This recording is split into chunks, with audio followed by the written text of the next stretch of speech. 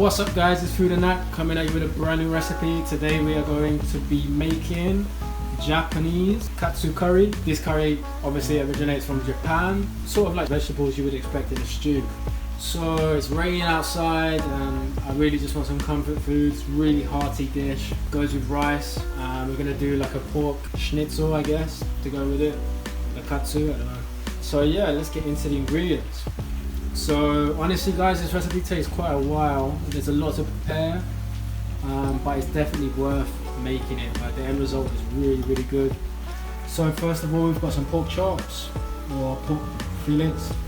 It's easier just to get a pork chop. These ones sort of already have the fat cap removed.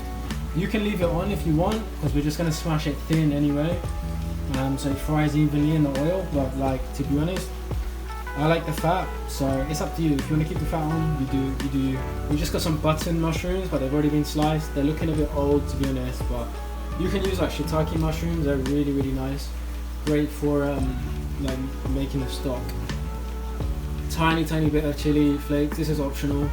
It's not, Japanese food's not really that spicy, but if you've been watching the videos on this channel, you know I like the spice. So honestly, in today's recipe guys, if you don't include the spice, I'm not going to be mad at you. Here's just a tablespoon of tomato paste. We're just going to fry that off, help the kind of flavour profile of the dish get a bit more rounder, a bit more tomatoey. I've got 3 small onions here, just going to roughly chop them. I'm just going to use maybe 2 garlic cloves, not going to use a lot of garlic. Probably going to use, I don't know, maybe half the carrot, the whole carrot, we'll see. And here I've got 2 potatoes, just going to cube them up. Thumb-sized piece of ginger. Honestly, you could use a bit more than this. The first time I made this to experiment, I really liked the flavour of ginger. Here we've got garam masala. This I made myself, but honestly, like the store bought is better, but I couldn't find it. Here I've got maybe a teaspoon of sugar and MSG. If you don't like MSG, you can take it out, it's optional, but honestly, you should do some research because it's absolutely fine. Nothing wrong with it. Here we've got 2 teaspoons of curry powder. That's going to give it the curry flavour. I might add more if I feel like it's lacking. Here's maybe half a cup of flour to make our roux. Got some peas, they're just going to get stewed in with the carrot and the potato. Here we've got some butter, again to make our roux. Coriander, fresh coriander, I'm going to add in right at the end just for some flavourness. For some kind of fresh herby flavour. If you want to use coriander powder, you can add it when you add the garam masala and the curry powder. Here we got panko breadcrumbs. You can use like, you know, whatever breadcrumbs you want, but I just find like panko is just the real deal, they're really good. And dark soy sauce for colour. You can also add apple to this dish. Like you can kind of grate apple in, so it gives it sort of a sweetness, a fruitiness to the dish. I forgot to mention, here I have half a stock cube chicken stock. So we're just gonna add some water and make a little chicken broth. Alright guys, so with the potatoes, we kind of just want to keep them like sort of chunky, but not too thin. So you can kind of do this shape, they cook quicker. So that's our potato done. Just gonna move this over here. This carrot's been washed and cleaned. I'm just gonna top and tail it. Now with the potato and the carrot, it's up to you if you want to leave the skin on. Me, really, I don't mind. So we're just gonna make this sort of shape with the carrot. So I'm not going to add any more carrot, I'm happy with that, that's fine. So the onions, just like this. Me, I'm just going to cut the onion just like this. Now if you've got a bigger onion, you can cut them into bigger chunks, but I'm happy with this. So I'm just going to chop up the garlic and ginger really quickly.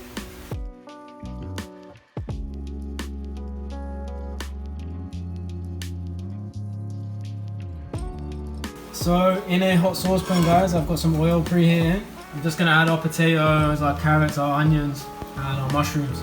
So the good thing about this dish is, yeah, it's a trouble to try and sauce everything, but the prep time is super quick. So here we got all our veg, I'm just going to chuck it in. Go in with the onions. In with the mushroom and stir that around.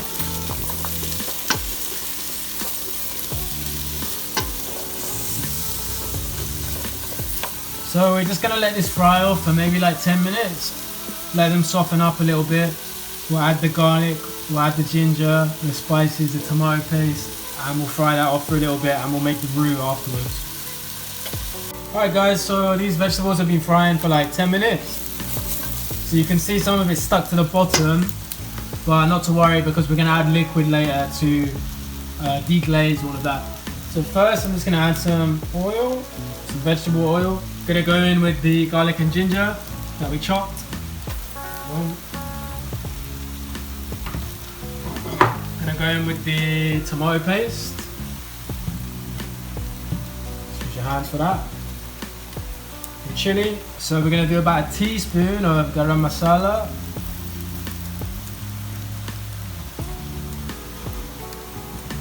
A little bit more. I like the flavour of it. 2 tablespoons of curry powder. Gonna add a tiny bit more. Because why not? Love it. And we're just gonna stir that around.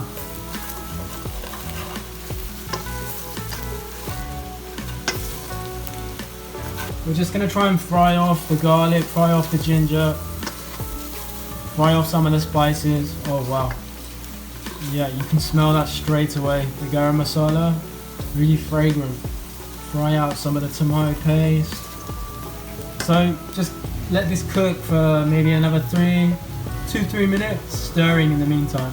Alright guys, so this has been frying for like 3 minutes and it's really fragrant. So I'm just gonna take this out and then add the butter so we can start making the roux.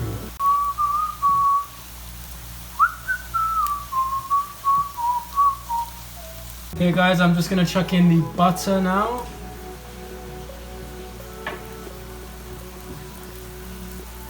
Melt this down.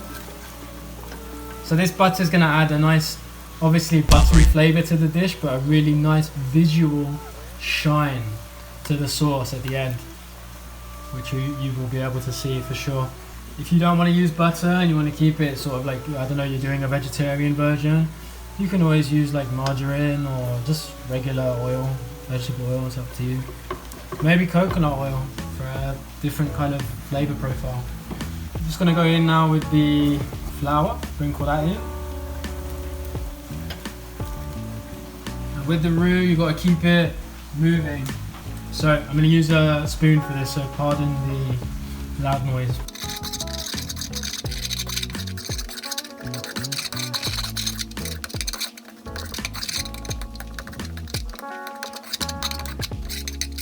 So we're just kind of sort of cooking the flour so it's not raw.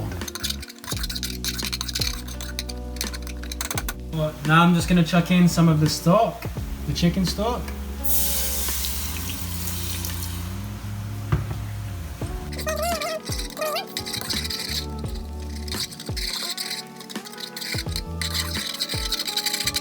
And you can actually see that the fond here that developed is completely gone. And that happens because we're deglazing everything.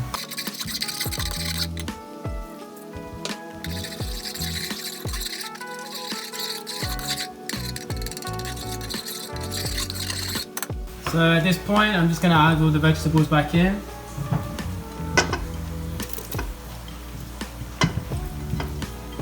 I'm going to add the sugar and the MSG. It's about a teaspoon of sugar, half a teaspoon of MSG. I'm going to add the peas. These are just frozen peas that are defrosted at room temperature. Stir everything around. And you'll start to see the colour of the katsu curry really develop now. For me, this is too thick. So I'm going to add some more water. I'm going to add a teaspoon of soy sauce, dark soy sauce for colour. Stir that around. Now you will notice I haven't added any salt so far in this dish. Mainly because I want to leave it right to the end to season, before I add salt. So So this is starting to become in colour what I'm a bit more used to. I'm gonna let it thicken up a little bit before I taste it for seasoning. Let that simmer, let it come to a slight bubble. A few moments later. Kind of come to an end here in the cooking process. I've tasted it for seasoning. It doesn't need any more salt. Savoury wise, we've got the chicken stock, soy sauce, the MSG. I added a tiny bit of salt, tiny bit, but obviously everybody's preferences are very different. So savoury wise, it's good. We don't need any more savoury.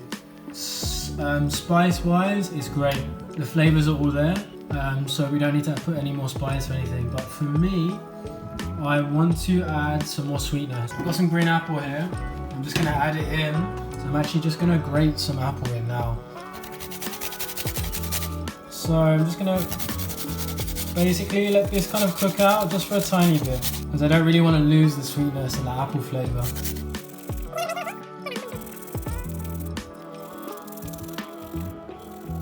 Okay, try not to grate your finger. You don't want any other secret ingredients in the dish. So I'm going to stir this around. And just have a little taste now. Right, so that's really nice. The flavour profile's gotten a lot sweeter, but it's not so sweet and artificial like sugar or sweetener. It's just more fruitier. The sugars that have been added are fructose sugars, not really glucose sugars. So I'm just going to chop up a tiny bit of coriander and add that. Fresh coriander right at the end, just to kind of preserve the flavour. Taste test. Yeah, for me, that's perfect. That's a winner. In terms of the vegetables, like this potato, it's not super soft, but it's still sort of, it has a little bit of bite to it, you know? Wicked, that's done. So off camera, I'm just gonna make some rice, just have that cooking in the background, and then I'll show you how we bread the pork cutlet. Okay guys, so I just got my pork sitting here. We're just basically gonna trim off any like ugly parts, which I've already done, and then there's some of the bone fragments and stuff, but you can take those off. And this like fat cat, I might take it off.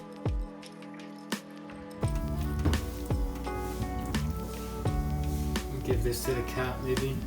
So these parts,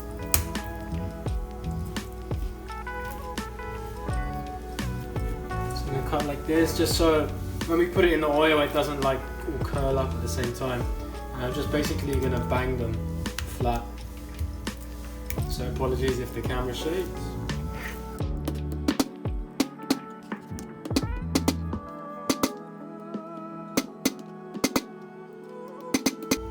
Cool. So I just got some flour here now. You're supposed to like get a bowl and put flour in it and then like dredge the meat in the flour, but I'm just gonna like sprinkle a tiny bit top. I'll go like this. Just saves us using loads of flour just for like nothing more or less. And yeah, flip them over. Pour some flour out back into my hand and just go over the top again.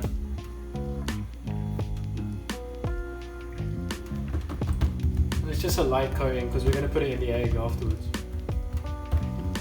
Okay, so here I got my panko breadcrumbs, and I'm just gonna add salt, pepper, and some paprika to this. So you don't have to go crazy with the seasoning because the pork is already like flavorful as it is. It's just nice to give it some sort of flavor, you know. The curry is quite flavorful too, so you really don't need too much. Paprika is more just for color, to be honest. I'm just gonna mix it in my hands. Less washing up. Great. I'm going to go in with my big pork cutlet into this bowl.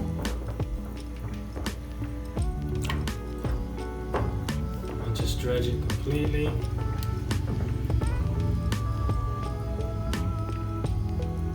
So that is like fully coated. Both sides. And then basically just going to bread it in the panko. And you kind of want to get every little crevice. Flip it over a couple times. Pick some up with your hands and just press it in, compact it in. Now this is ready for the oil. We just got some vegetable oil that's been preheating for maybe 5-10 minutes.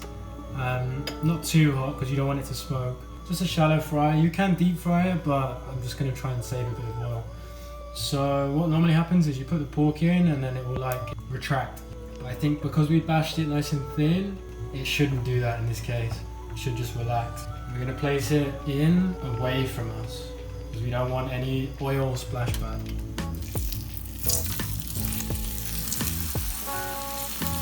And that oil is hot, so the breadcrumbs are really going to darken quickly. So we have to be mindful of that. So we'll give it a couple minutes on that side and flip it over. So you can take a look underneath. Looking good, give it a flip.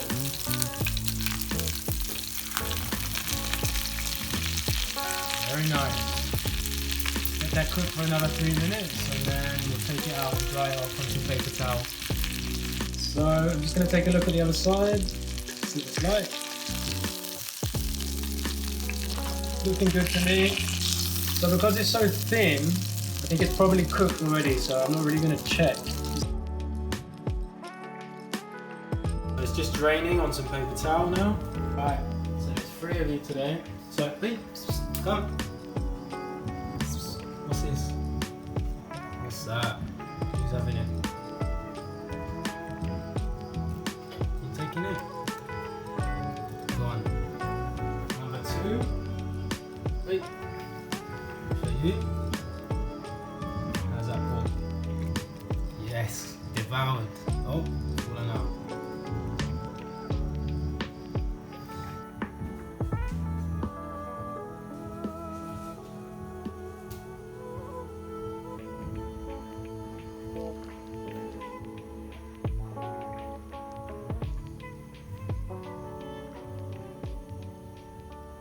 And there you have it, guys. The katsu curry itself with all the vegetables, the pork cutlet, super crispy still, listen. Perfect. And not too greasy. Here we've just got some pickled cabbage in the back. But it goes really nice with like a dish that's quite high carby, quite fatty like this, and just like the plain rice. So here you can see in the curry, got the carrot, pea, there's a little bit of mushroom here as well. Look at the shine on that, super glistening. Now that's due to all the butter that we added. Really, really shiny, velvety. Let's give it a taste.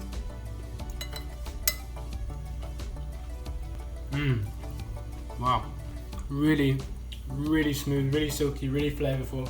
Straight away, you get the flavor of curry, you get the flavor of like garam masala, the ginger, really kind of being more of the fiery element in the dish because we didn't really add that much chili. So the ginger kind of warms your throat as it goes down. It's really nice, really smooth. And the vegetables are still quite, they have a bite to them still. The potato, the carrot, they still have a bite to them. It's quite nice. It's not mushy.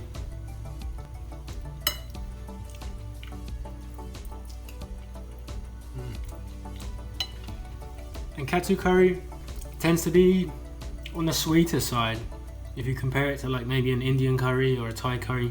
So the sweetness of the apple and the sugar that we added comes through, but it's very subtle, very, very subtle. So it's a nice addition. And obviously the onions, the garlic, the ginger, really nice. Now, let's try the main part, what we've been waiting for.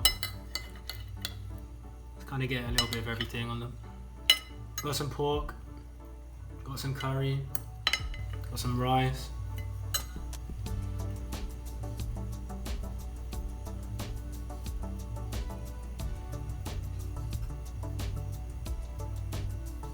Look at that, stunning.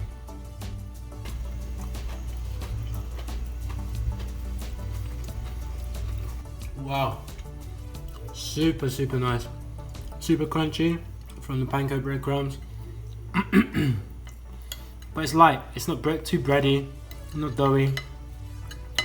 Nice and light. Nice flavour from the pork. It's kind of just pork, it is what it is. Fully cooked through. Really quick to cook because we like flattened it down. But yeah, it's nice. Salt, pepper, a little bit of paprika. It's not so evident, the paprika, but it's nice. It gives it a good colour. And you eat with your eyes after all. A little bit of cabbage. I'm gonna eat it with my hands, sorry. Don't tell anyone. I maybe would have tried Wagamama's Katsu curry, and that's it. I never would have made Katsu curry before, but I'll definitely be making it again. It's a lot of work. There's a lot of steps, but definitely worth it, for sure. This is a great meal to impress someone for like a Friday night, dinner date, Saturday night. Cook this for your partner, your other half. Really nice, but you do need some time for this dish. There's quite a lot of elements. The curry itself takes quite a while to develop all the different flavours. There's a lot of steps, and breading the pork, you know, it can kind of be a pain in the ass, but I think if you have a weekend, you can go out, buy all the ingredients, and then prep, and then make it the next day. Prep time, cook time. Prep time, I'd say, yeah, maybe like, I don't know, half an hour, 40 minutes, 45 minutes. So, and then cook time, maybe half an hour. So this isn't you know, an after work meal, a midweek meal. This is more of a weekend meal. But yeah, really nice. Definitely recommend this one, guys. Please do give it a go at home and let me know what you think. Until the next one, peace. And yeah, maybe check out some more vids here and here. Take it easy, guys. Bye bye.